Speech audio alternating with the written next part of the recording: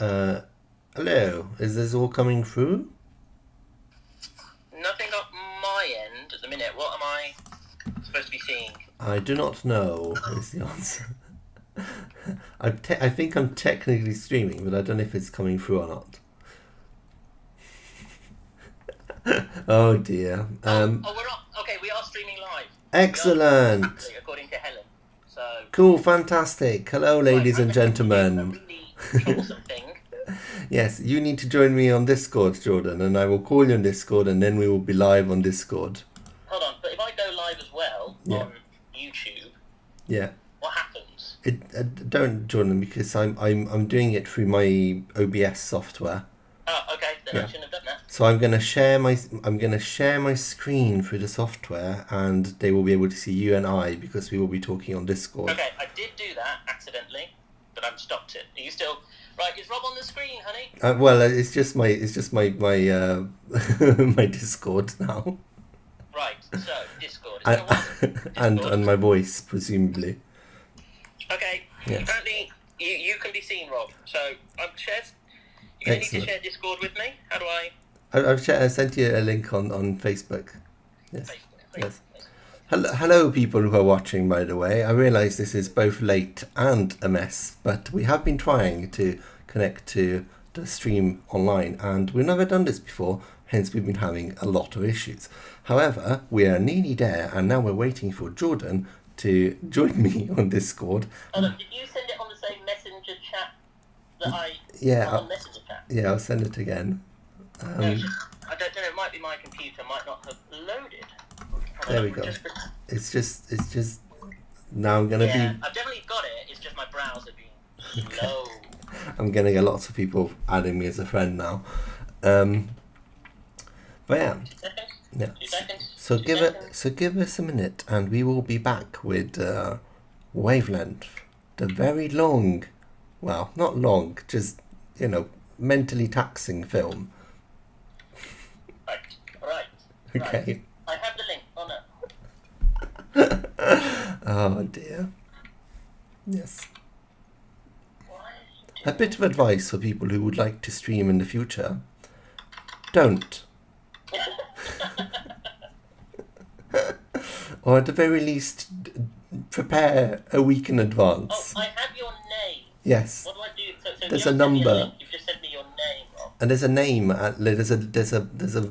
There's a number at the end. You need to add that as a friend. But on what though? On Discord. Oh dear. Yeah. Hold on. Add friend. In which case, I may need to do this from my phone because I've never used Discord on my computer. Or if I have, it has been a while. Okay. Do you know what your username is on Discord? I have no idea. Excellent. It's been so long since I've used Discord. Okay. Cool. So, the wonders of technology. Yes, if you could hear that voice in the background, that is Jordan struggling with life. Struggling with tech and life. His normal state of being as we know it.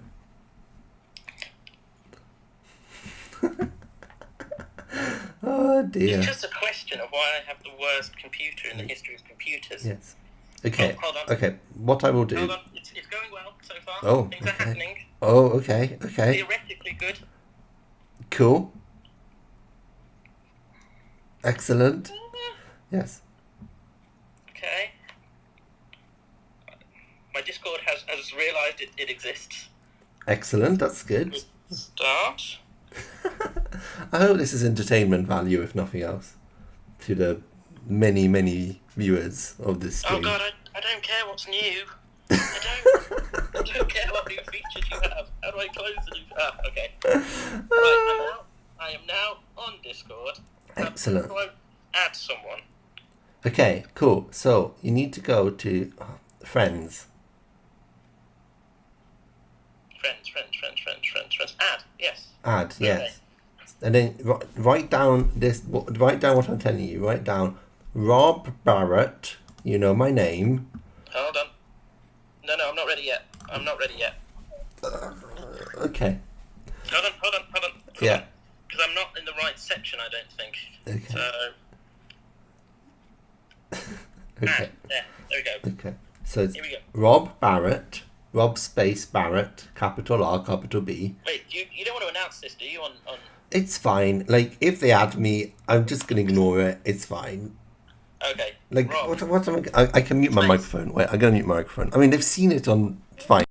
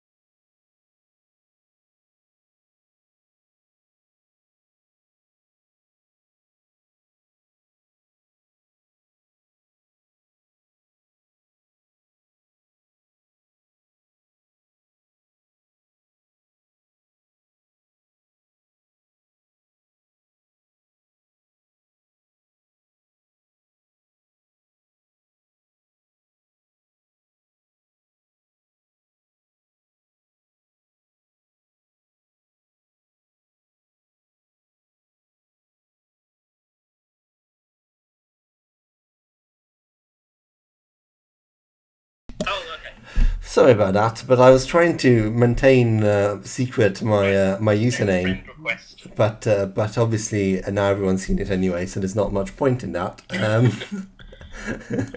You're definitely sure there's a space between Rob and Barratt? Yeah.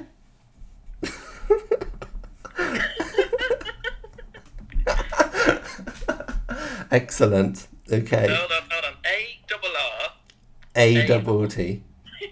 Yeah, I mean, for everyone out there who wants to stalk me, I couldn't make this any clearer. It's capital R O B space capital B A double R A double T. 03. Wow. I mean, okay. And for those who want to actually, and for those of hard of hearing, my username is now on the screen, and it's 1403. Hold on, I've got mine. Can you use Yeah, mine? yeah. Give me yours. Yeah. Yeah. Share yours with the class. Jordan space Woodley hashtag 53. Whoa. Calm down, soldier. Woodley, hashtag, right, 5330. 5330. Okay. Now So- I have no qualms speaking with this because I never used Discord. It was a failed experiment. So It's a failed experiment. Right, I've added you, but... yes, I've got Oh, you. I've sent a friend request. You need to accept the friend request now. Message thing. Please. Accept. You accepted. Excellent. Okay, cool. Let me see if I can call you then. Jordan Woodley. Okay, cool. I'm going to close this call. I'm going to call you on that call.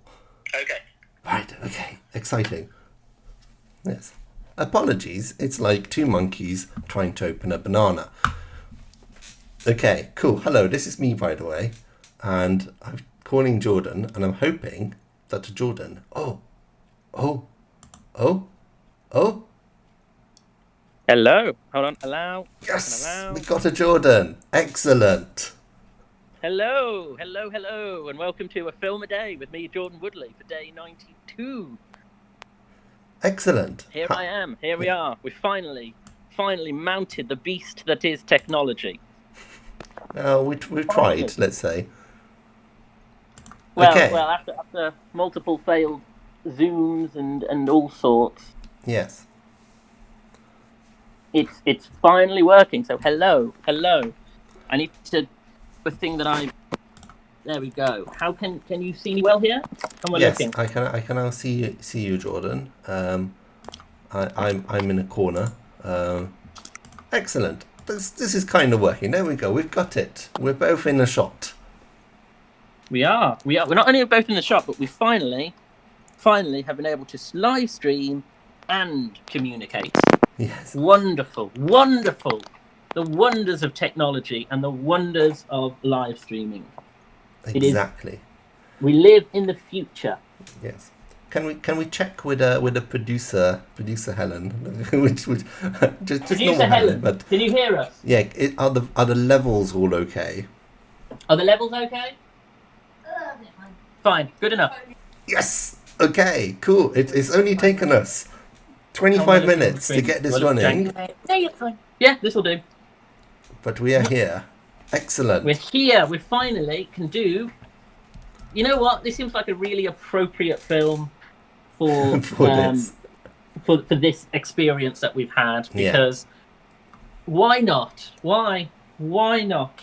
Mm-hmm. You know, why would we not be able to experience the wonders that is experimental art house filmmaking that redefine everything, you know, that allow creators to do new and different ways of storytelling and all sorts. Yes, it is. This is a very experimental start to a live stream, and I think that fits very well with the experimental film Wavelength, which we shall be watching. Exactly. Oh, so for those of you who are joining me on A Film a Day, I am joined today by Dr. Robert Barratt. Hey, as of Monday, I'm a doctor. Yeah. As of this Monday, newly doctored Robert Barratt.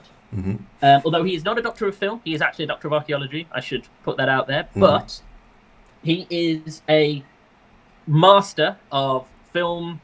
You know, he has travelled the same journey as I have when it comes to filmmaking. In some of my previous videos, I've discussed how someone has given me lists and we've consulted on film, and both of us are doing the same kind of experience of watching watching films on a daily basis and advancing our film history and knowledge. So I introduce you to Robert Barratt. Welcome. Thank you very much. And yes, as you say, we are both very much into our films, and we talk a lot about films. I'm currently watching all the films on the 1001 movies to watch before you die list. That's my current project, so I'm watching more or less a film every day of that list. I'm on 852, so you know, we're getting there slowly.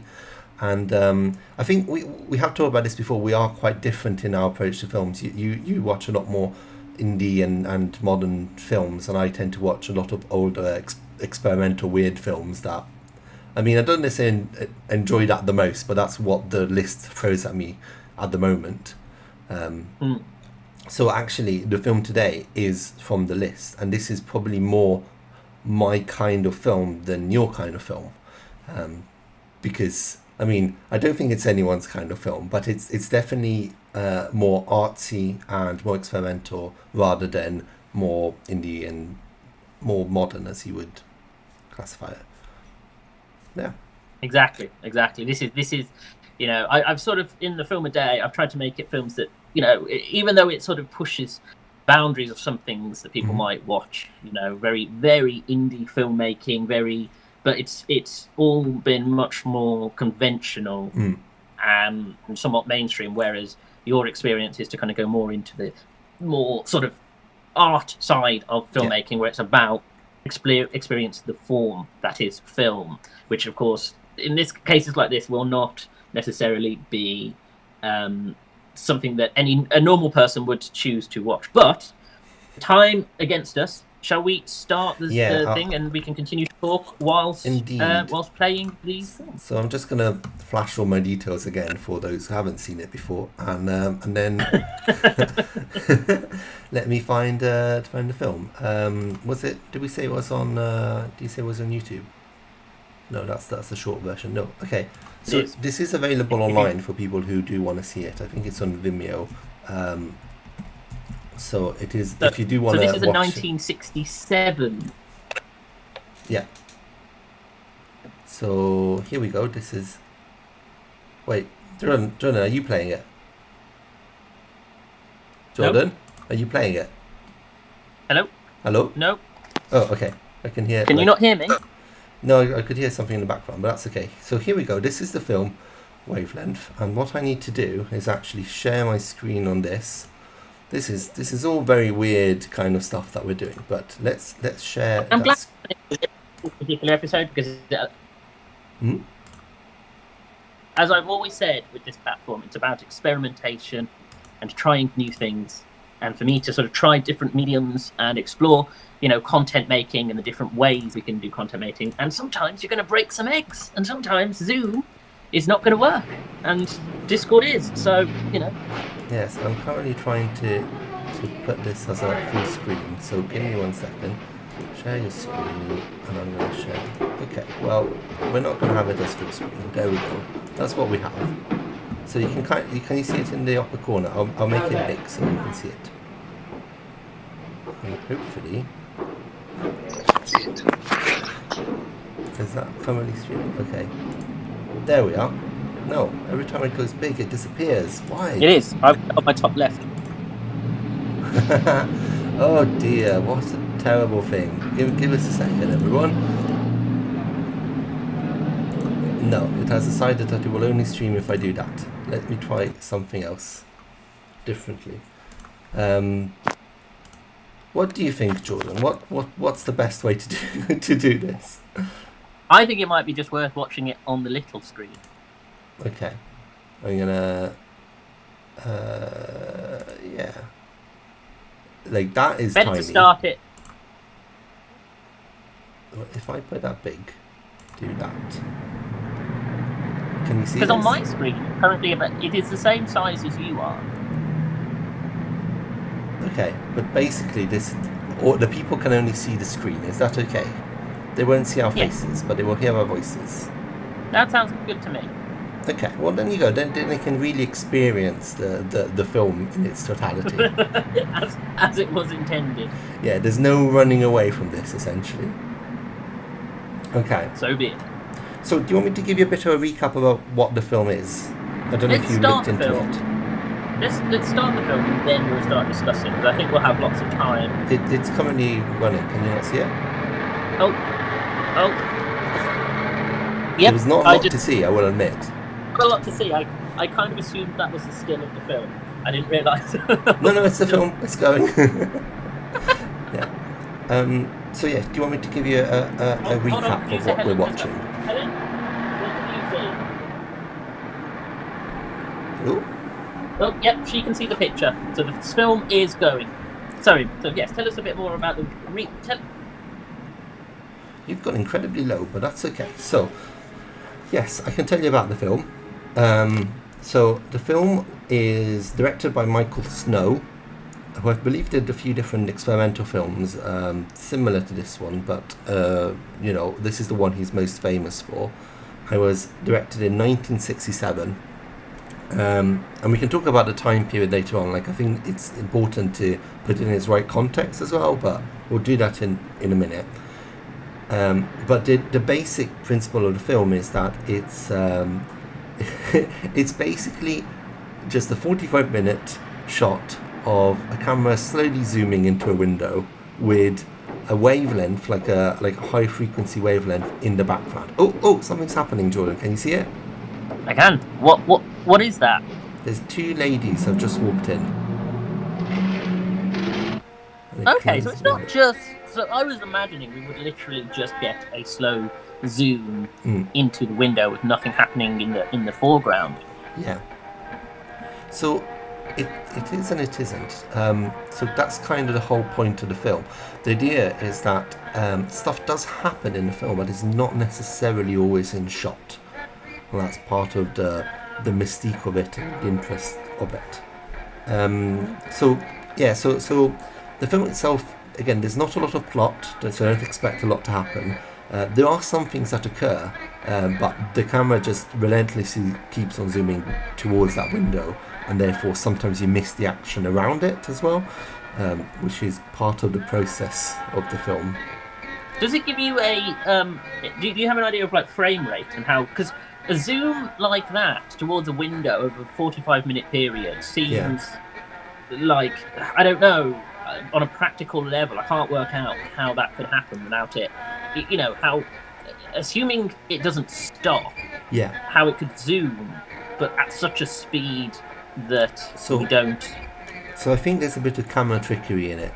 If you notice, every now and then the screen flickers. There's kind of, how can I say, disturbances in the film. And I think that's a sign of where they switch from one camera to the next. So although it's presented as one shot, it's not necessarily one take. I see. Yeah. So there's a bit of camera. So very much like with Birdman, like with 1917. it creates the illusion that it's being done in a single shot. Yeah. But it's actually slightly, it's manipulating what. Yeah. So maybe what I thought I could do is I could give you a bit of context of how this film happened. Also because the ladies have now left, and I don't think anything happens for about 10 minutes. All right. So we've got plenty of time to chat. While they were there.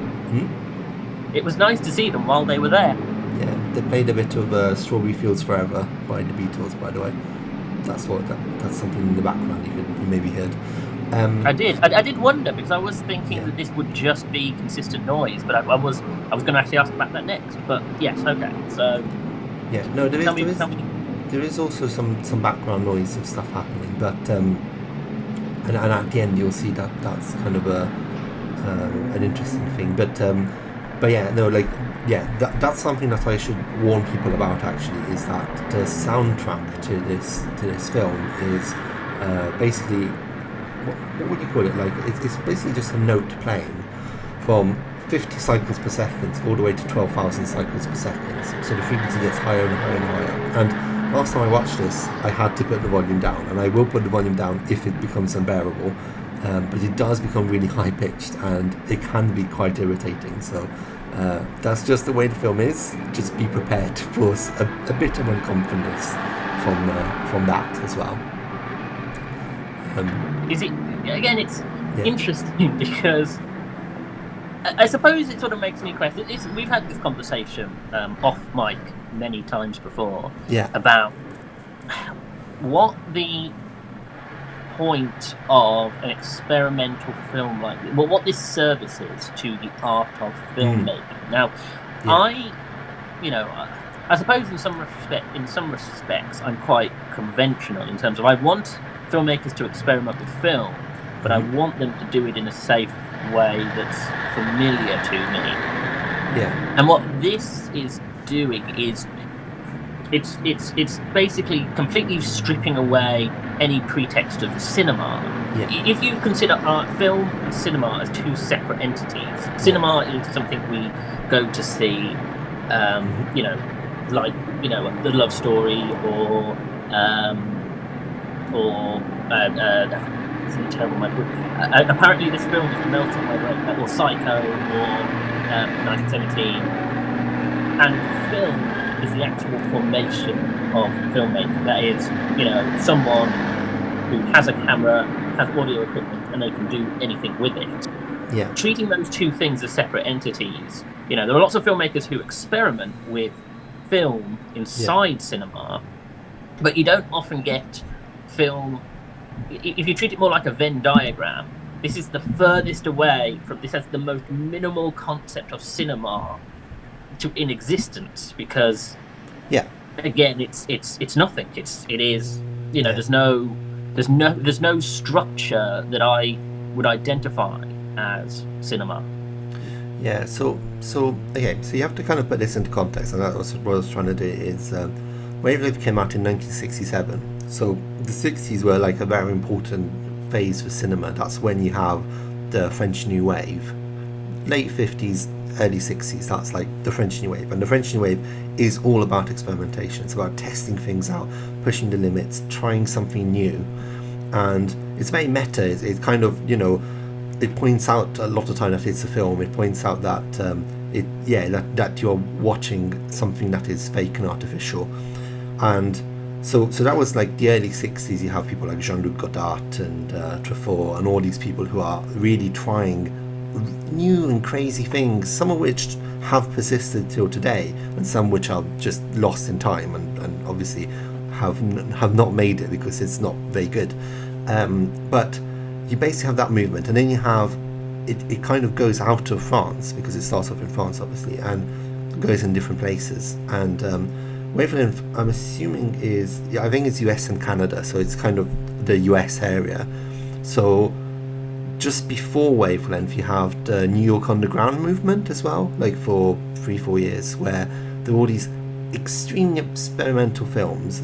They've stripped the narrative completely out, and they're just trying crazy things, really outlandish things, trying to really be like cinema is important. You have to watch this. This is important. It's not just about, people dancing and happy things. It's like, no, this is an art form, and we need to treat it as an art form.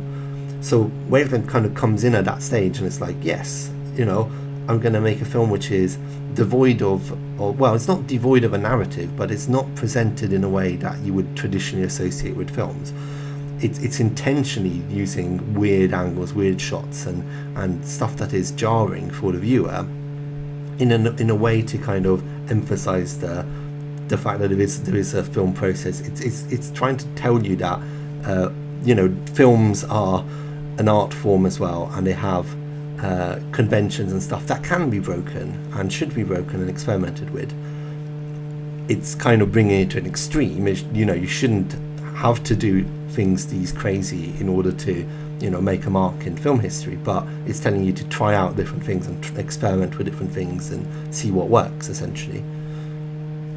I see what you're saying, yeah. But I suppose it becomes that question of, it's the barrier between film as an art, yeah. with a capital A, and yeah. film as a commerce. Yeah. In terms of, people go to the cinema to pay money to be told stories that they relate to or learn from. What's the phrase? Educate and entertain. Yeah. And so I suppose it becomes a question of, this is very much a film, the film style that's made for the filmmaker, but it's not a film style made for the for the audience, because it becomes that question of, okay, so you've paid £5, you've gone in and you're watching Wavelength, say. Yeah. And it then becomes a question of, okay, what would be the aim of this as a viewer? What am I supposed to be taking away as I'm watching this transpire? What's the function? What is the artist trying to convey to me, the observer? So I mean, first of all, you wouldn't watch this for entertainment value. You wouldn't watch this for fun. You would only really watch this film or films like it if you have an interest in film and are interested in techniques or art, I guess, if you're interested in modern art. So you're definitely not taking away enjoyment necessarily. I think what it's trying to teach you is the role of the camera within film, and how placing different shots and placing different angles can really emphasize or reduce certain aspects of the action. It's something actually I've written in my thesis, completely unrelated to film, but it's about like the objectivity of the camera, because we think that a camera is completely objective. You think, if you take a photo of something, you're taking a photo of how that thing is, and you're not thinking about how you think that's an objective representation of that object at that time. But actually, when you're taking the photo, you're choosing the position, you're choosing the angle, you're choosing the lighting, you're choosing there's all kinds of conventions and things you add in and subjectively to that image to convey your own sensations and feelings through that photo. And I think it's the same with film. In this one, it's saying, we can have like all these actions in shot, and we could have all these events happening in front of us, but we're choosing deliberately not to, because that's a creative choice we've made, and it changes completely how you perceive the film. So I think it's making you think about how the input of a director influences that film. I see. Does that make sense? It does. I see the logic behind that, which, like as you say, the role therefore is to. Yeah. Again, like you say, it's more relevant to an art piece than it is to a. Definitely is. To a cinema piece in that respect, in terms of, you go to a gallery and observe a film like this in the same way that you would observe a piece of art. Yeah. Oh, shall we check in with the film just to see how it's going? I've just had producer Helen come in to tell me that are we okay to see it so far? Where are we at? So we're kind of it's zoomed in a bit, obviously. We've kind of lost track of the stuff that's that was in the foreground originally. So we're getting closer to the window. admittedly, nothing has happened in the last 10 minutes or so. It's just constantly zooming in. There's obviously cars passing outside, but you can't see them more than, a glimpse of them. But yeah. Okay. I think so in terms of sort of just to slip into technical side of things, as in terms of YouTube, are we? So right now, the audience can only see what's going on in the film. They can't see us. Yes, but they should be able to hear us, hopefully. Yes. Okay. If that's not what producer Helen can see, then we have issues. But hopefully that is exactly what's on the screen. Because she said that there might have been an issue with the showing of it, but I can't. Obviously, it's hard to sort of navigate because, of course, being on and then also observing is quite difficult. It becomes challenging to both watch the film and also. If it looks like a still image, what's that? That is fine. I think that's background noises. I think that's part of it. Something's happening. So the other thing to do with this film, and do stop me if there's a problem with the stream, but I'll keep on going if there isn't. But the other thing that it's trying to do and is to emphasize the narrative. So the little elements of narrative that there are vastly emphasized by the fact that there's nothing else happening. Because you got like 10 minutes of nothing happening. When eventually something minor like that noise happens, you're like, oh wait, what's that? I really want to know. It emphasizes that mystery and intrigue of like, I've been bored for the last 10 minutes, and now there's something happening, and it's something mundane, but I want to know more about it. Well, in terms of that, there's almost like a what do you call it, a psychological test in that respect. Yeah. Oh, by the way, someone's just walked in and died. Huh. And their dead body is on the floor. Huh. Yeah. Well, presumably they died. They've collapsed. It's obviously not clear. But let's assume they've died. You see, I understand what you're saying, which is this with this kind of thing, where the idea that someone just collapses and dies is quite odd. It's quite a, unusual thing to observe. Mm-hmm. But there's two things. And all of a sudden, it becomes much more emphasised by the fact that we are watching. Yeah. And there's also like you're thinking like, is there anything behind the camera that you could see that would give you a better indication of what's going on? There's you've got a lot of questions, and it's not really answering any of those questions. All you see is a man on the floor, and he's collapsed there. So you're like, okay, something's happened here. What's happened? What's the relationship with the girls that were in before? And it just doesn't explain any of it. So. But it gives you those 10 minutes between one thing happening and the next, where you're there like, well, I'm going to have to think about it. I've got nothing else to do. So I'm going to constantly be trying to figure out what's happening until the next small thing happens. The next thing can happen. Yeah. But it rewires the brain in regard to how... Because I've talked about this extensively in other videos about the nature of pattern recognition and the desire for us to find pattern and meaning within anything we observe. And so with something like this is the extreme form of it, where it's the thing where something that is observed, what is it, we assume that everything we need is contained within the narrative because we are being presented the narrative. And so therefore we're assuming that the clues and answers and the meanings behind all of it will be contained within the camera. Yeah. And so it's a question of, we just need to contextualize our understanding of that. Yeah. That's why I enjoy it as a concept. Again, I don't necessarily enjoy it as a film. It is a long watch, and if you're not talking to someone at the same time, it is quite boring. But it does kind of... It's an important film because it was at a time when there was all this rule breaking, and it's just kind of taking that to an extreme and saying, this is what would happen if we would break every single rule, and put a lot of emphasis on only certain aspects of the film, and it's unwatchable. But I'm sure it definitely gave ideas to people afterwards of how to do this kind of stuff, how to use cameras in an effective way, and how to use, things happening in an effective way. You see it like in modern day. I can't think of like a specific example, but whenever you see, for example, whenever something happens off camera in a film, I'm not saying it's directly influenced by this, but it's the same idea. If you have like somebody who dies off camera and all you can hear is the noises of that person dying, for example, that's taking away from the action, and you're there like listening in to try and work out what is happening because you can't see it.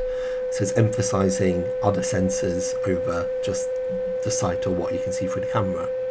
Can you think of an example? I can't think of a specific example of something happening off camera, but I'm sure there's quite a few. My immediate go-to is, well, it's not quite right because, but I was thinking of No Country for Old Men. Yeah. And the conversation between Javier Bardem's character and the wife of the guy he's killed, and then the fact that it cuts, and they're debating about the fact that he's a killer and the morality of it, and what it means, and whether, because he uses chaos as an element of his cruelty, whether somehow that means that he's, what do you call it, devoid of responsibility. Yeah. However, you then cut to him leaving the house, and it's unclear if he's killed her or not. Yeah, I remember. Killed her, and that I think is that. But the problem is, you are given context, so it's not like something's happening off screen. It's simply giving you a void where you would normally be given meaning. So it's not quite correct. No, it's not quite the same, but it does. I think you're right. Yep. Is that kind of sorry? Just a quick side note. The unbearable aspect of it has started. I'm going to put the volume down a bit. Yeah.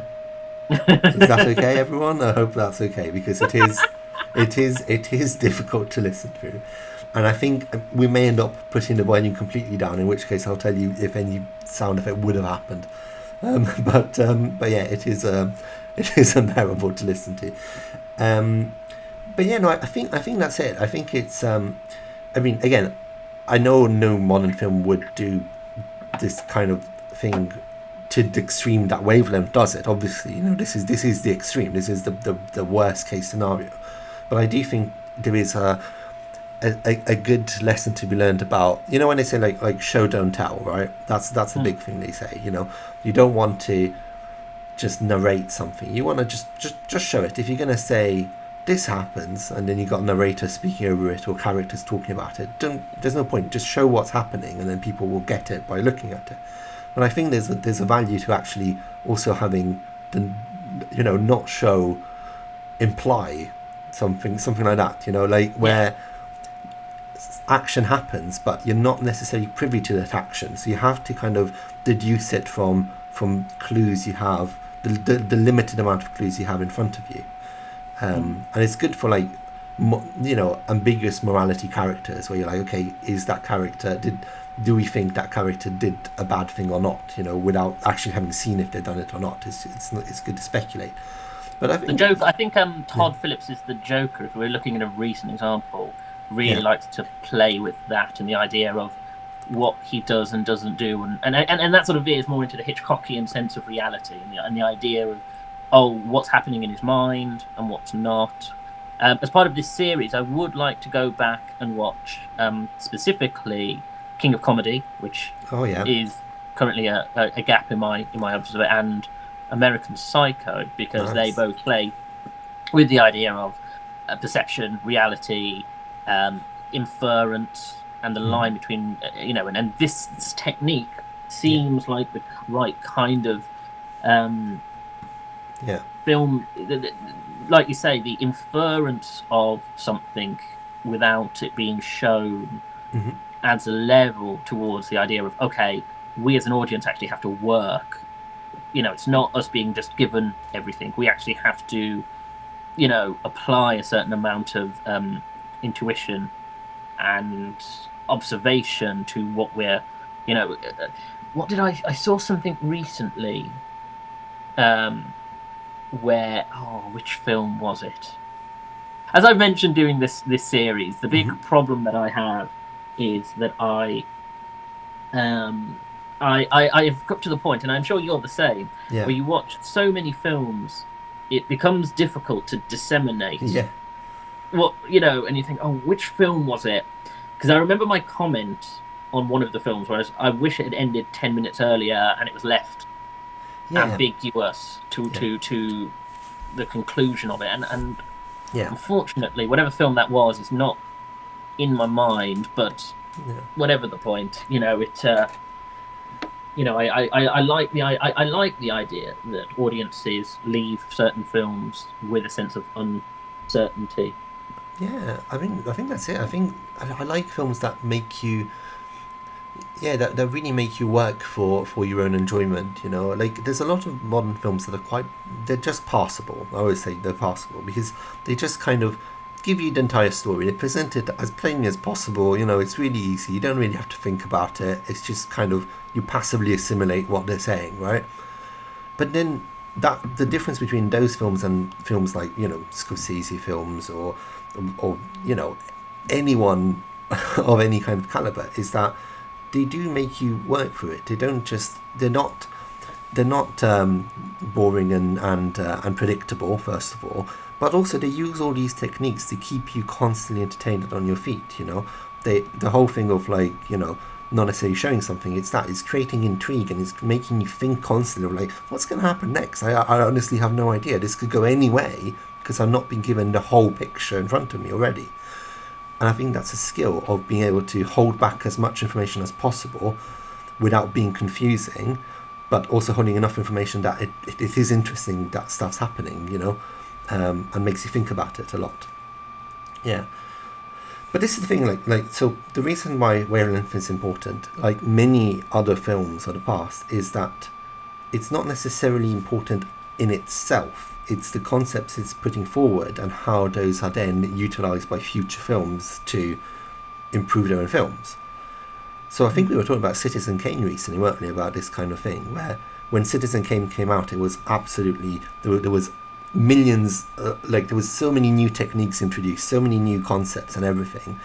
And today it's probably not as, you know, it's not as enjoyable as it was in the past. It's not as, you know, great and innovative as it was then. But we only can say that now because we've moved on from there, and all those techniques have been assimilated within all the films afterwards.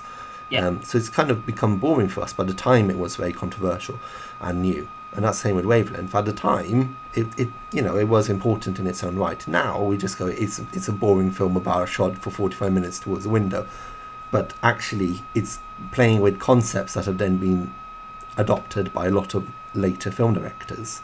I suppose that's the thing. This is what you might call the filmmaker's film, where filmmakers probably you know, you shouldn't be shown filmmaking by other famous, like if you were a young filmmaker, you know, outside of, if you were being taught, say, you shouldn't be shown something like a Spielberg or a Scorsese or a Hitchcock, because it will be easy to ape them, and just in your normal life you'll encounter those films. If you're going to be taught film, I suppose the logical thing is to be shown films like this, I suppose, to almost go, okay, as a filmmaker, I want you to go away and study. By the way, sorry, so I'll finish my point because I do want to sort of question stuff that's actually happening in the film as well.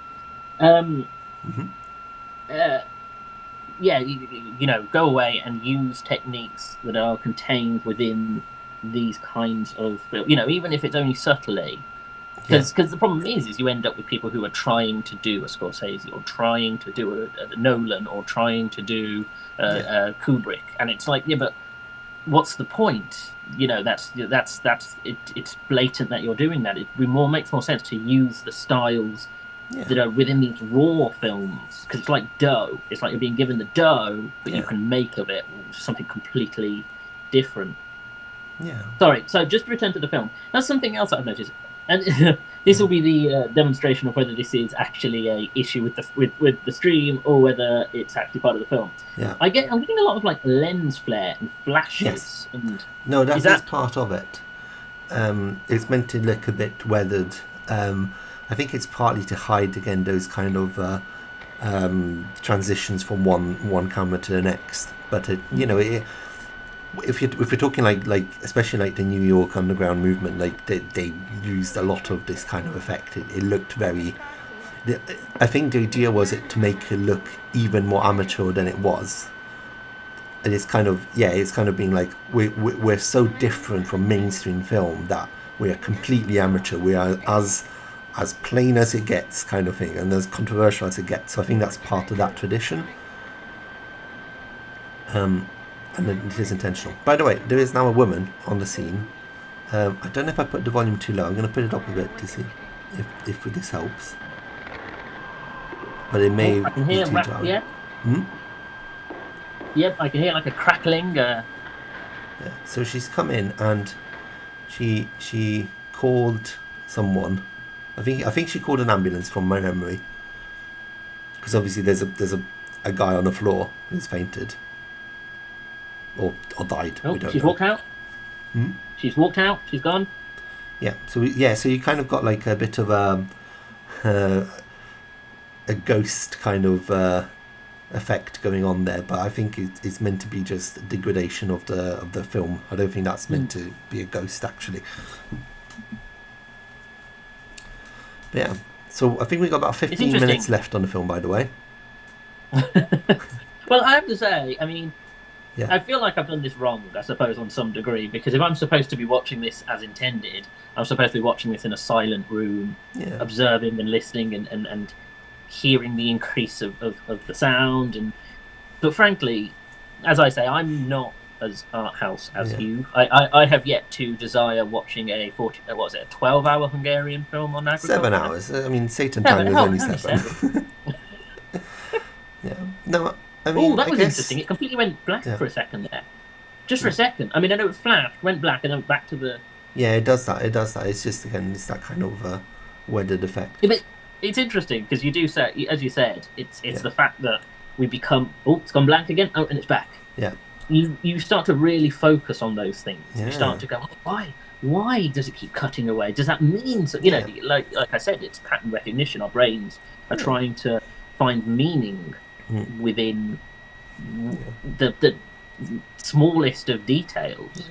I will say, like, I don't think you need to watch these films like I don't think you really need to just like focus on it too much. I think this kind of film, personally, if you're just learning about the history of cinema, it's worth just watching it, in the background, because you kind of get the gist of what's happening and the ideas behind it just by kind of even having it there, just playing, and yeah, but like, I've watched a lot of films which are not exactly like this, but like have similar kind of ideas, and you just kind of, if you were to just watch it intently, like the Hungarian film for 7 hours, I think you'd go mad. And I think it's good to just have it there, and you kind of assimilate the ideas behind it, and I think that's enough. Personally, I think that's the way to do it. Well, because I can't understand someone who would just sit and watch this full attention, because it doesn't seem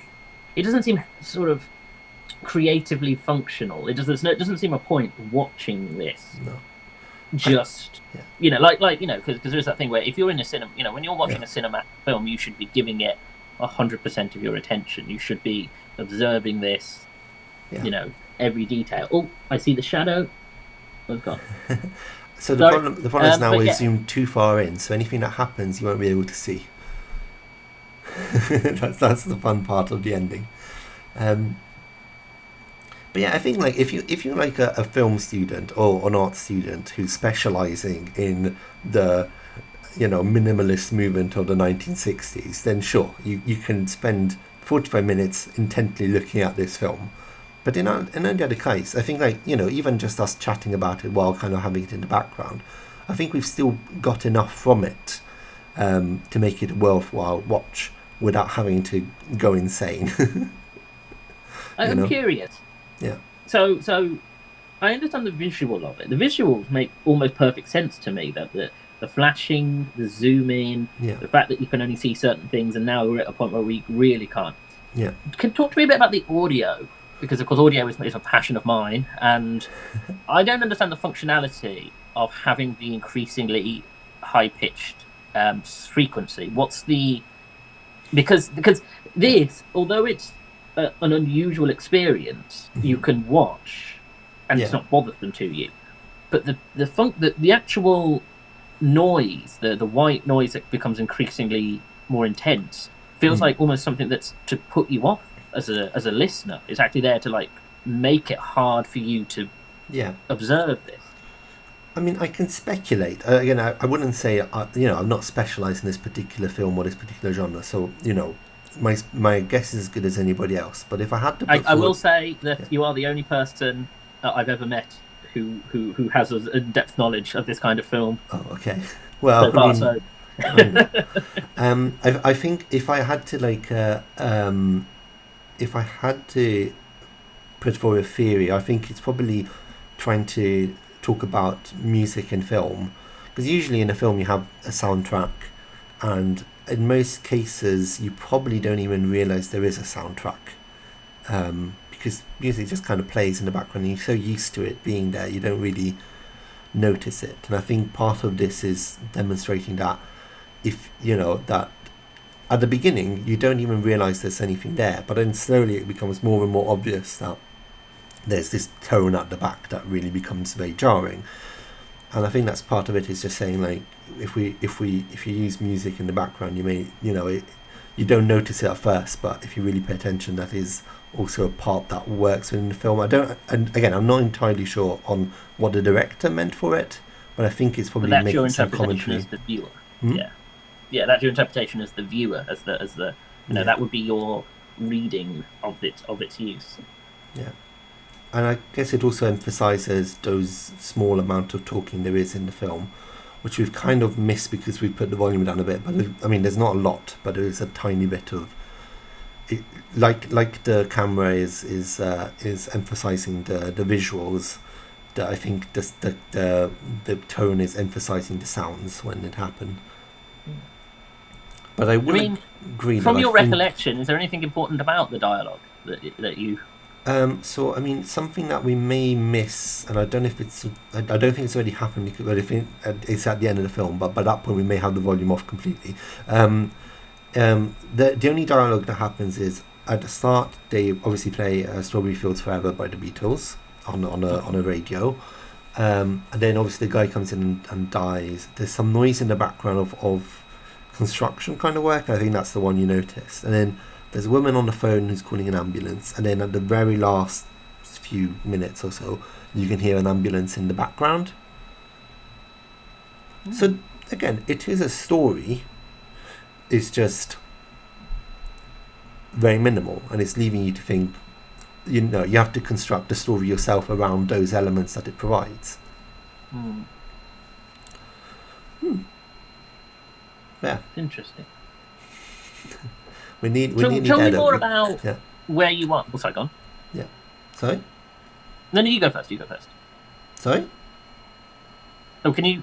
Has the tone gotten that high? No, unfortunately, your volume in my headphones is very low because of just my microphone. So, in terms of your experience of art house development, where would you place this in respect of the form? Because obviously this is very well respected in film circles. This is, people talk about this in great esteem in terms of the formation of film and its importance and historical value. But you, having seen significantly more art house fare and seen 7-hour films about Hungarian agriculture or 12-hour films about the Napoleonic War, or personally, I will say that art house films aren't necessarily my favourite genre, because they're on the list. So I have watched a lot of them, but it's not something that I think is the best form of cinema, as we were saying earlier. It's for a very specific audience, which is film nerds, and directors who want to learn about film, and I don't think they have a wider appeal. So I do think it's a very niche kind of genre, and it's not one that I personally appreciate as much. I do think that when you talk about experimental films, you have the extreme ones like Wavelength and Blonde Cobra and all of these underground ones that are quite hard to watch. They're very extreme, and therefore they're very difficult to kind of enjoy. I will say that I personally prefer more traditional experimental films like the French New Wave or the Italian Neorealism, or films that are a bit more mainstream but are definitely trying to push new techniques and new ideas, but within a more traditional kind of wireframe. You know, I don't suppose you've watched any Jean-Luc Godard or Truffaut? I haven't. No, I will admit, I will put my hands up, and again, this is exposing the areas of weakness in my experience, which is I haven't seen any Truffaut and I haven't seen any Godard. Yeah, but like I enjoy those because like I'm trying to think of good films. Like I quite enjoy like Pierrot Le Fou. That's like a famous Godard film, or Breathless, I guess. But yeah, like where the narrative is more traditional. It's more, you could have seen that kind of story in the 50s and 40s. Maybe not the 40s, but definitely the 50s. But they're using new techniques and new ideas and new camera angles and new editing techniques and all of this that really is much different from what you traditionally have and has a lot of repercussion. I remember watching Pierre Le Fou, and there's a shot of them driving through a countryside on a car, and it's exactly the same shot you get in Pulp Fiction when Vincent Vega and what's her name were driving in a car. So you can see a very clear imitation of that film in new films, so I think that's more enjoyable. I think if you want to go for experimental films, go for the French New Wave or the New Wave in general. Don't necessarily start off with these. Wavelength is something to build up to. Yeah. Although I guess you watched it now, so you know. I mean, I'm glad that I have done it, but I'm also glad that I've done it in this manner because, well, it's just a lot better. It's a lot easier. This is a much more palatable. I think if, say, because I am still working my way through your recommendations list, that I will. Unfortunately, I've had to put a pause on for the moment, but I will return to. Yeah. You quite mercifully decided to play. To give me some. Mm-hmm. I wouldn't say safe choices, but safer, films that are not like this. Yeah. Whereas I think I may not have forgiven you if this had been one of our, if I'd sat and had to watch this, yeah, by myself, I think I would not. Our friendship may have been tested at that point. Yeah. Oh, by the way, I think the film is finished, or it's basically finished. Just so you know. Right. Yeah, there we go. We've done it. Whoa. Right. Okay, it's going to start a new film now. No, let's stop that. Then okay. Let's go back to us, and I will stop sharing that screen. In which case, I think we should draw this to a very abrupt end. Yeah, but yeah, I mean that's the thing. Like again, this is not a film. This is not a film I would recommend to people. We're only watching it because we've joked about it before of being a very extreme film. It's not a film I would recommend, but I would definitely recommend trying stuff which isn't just the usual action film or something like that in the cinema. Try something, even if you don't want to go for the French New Wave. Watch an early Scorsese, something that is a bit more interesting and different than just the standard story and the standard angles and the standard script. Well, I feel like this has been an appropriate watch considering that it's April 1st. Yeah. Wink, wink. It's almost sometimes it's like I have a plan for this series and I actually do things with intention, but no. But I am glad that I've watched this and we actually did do this stream the way that we have, even though technical issues aside, and aside, this has been a very insightful conversation, and I think it's definitely made it. Giving me a new perspective on it. Yeah. And to me too, like I watch films and then they kind of sit with me and I think about them a while. But again, it's my own opinion, that's it. And watching it and talking them with you helps me. That's why we talk a lot about films. It helps me kind of think and draw out the ideas that are in my head, but I'm not really put into words. So it's very useful. Yeah. Well, I'm really glad we've done this. Yeah. So, So Dr. Satan Robert Tango Barratt. next. Yes, sure. Maybe in exactly 1 year's time, maybe. Okay, I'll keep your word for it. So be it. But I just wanted to say thank you for joining me. It's a pleasure. But thank you for, if there is anyone on the stream, thank you for joining me. But thank you for joining me, Dr. Robert Barratt. It's a pleasure.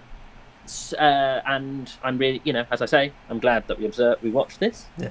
If What films have you got coming up on your channel? Oh no! Don't do this to me. 'Cause I've just watched a 45-minute zoom in, so Yeah. I no longer know what words are or films are.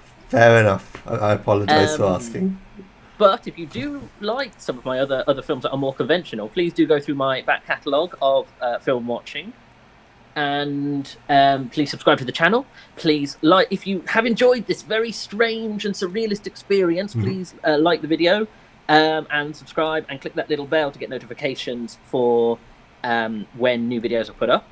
You can follow me on Twitter at Jordan_Woodley. Dr. Robert Barratt, do you have any plugs that you would like to share? I've got a YouTube channel where I play Minecraft. It's called Rob Plays Minecraft. Why not? Yeah, I've been observing that, and it's really developed quite nicely. And Thank you. give it its due. It is quite like this. It's a very developmental platform, and you're really experimenting, which is very nice. So Yes. I do recommend giving that a watch. Thank you. And where can they follow you? Hmm? Where can they find you on social media? I think if you search Rob Plays Minecraft, it may pop up. I can give you a link. You can put a link somewhere. Why not? Right, the link will be in the description below. Okay, cool, excellent.